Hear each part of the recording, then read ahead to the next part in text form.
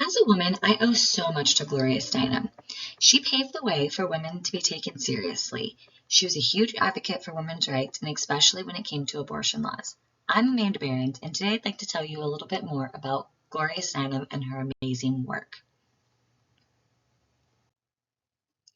Before she was known as the feminist icon, she was just the daughter of Leo and Ruth Steinman. She was born in March of 1934. She spent the majority of her childhood traveling around the United States as her dad was a traveling salesman, so she traveled around mostly just in her parents' trailer. When her parents got divorced when she was 10 years old, she was the main caretaker of her mentally ill mother. It wasn't until she graduated high school and went on to college that her sister came to take care of her mother. She was able to graduate college and even travel to India to do more research and studying. It was during this time abroad that she was really able to get inspired and found an interest in activism. When she returned, she began her career in journalism.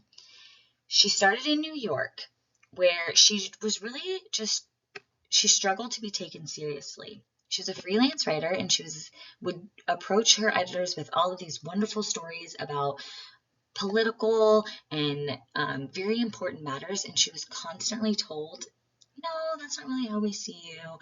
What about these more womanly topics like fashion or cooking? She didn't allow that to discourage her, though. And in 1963, she wrote a magazine article titled I Was a Playboy Bunny, where she went undercover and exposed the sexist and not so glamorous environment of Hugh Hefner's Playboy Club. This wasn't the big break that she had actually hoped it was, and they actually created an even worse environment for her to be not taken seriously. This was when she started to make a real name for herself, though, with activism.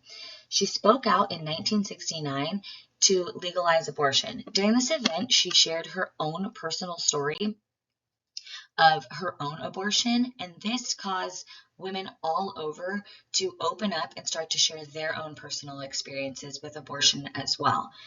She was a very large and very vocal supporter of the Roe v. Wade decision that happened in 1973. After this, she continued to change with the times, and so did her support for the women's rights movement. In 1972, she became the founder, editor, and writer for Miss Magazine. This magazine was unlike any other magazine of its time. It wasn't just another women's magazine about cooking and fashion. This magazine was a magazine that talked about all the political issues and things that really mattered to women at this time. In the 1980s, Steinem started to incorporate the matrix of oppression. She really understood that including diversity in perception was really important. She realized that women's experiences were different based on things such as their race, their class, and their sexual orientation. She decided to make sure that all of these voices were heard, and this became a huge part of her activism. As she got older, her activism only continued to grow. In an ABC interview in 2003, she was quoted saying, quote, "But in general, just in society, I think women's bodies are valued for how we look and men's for what they do.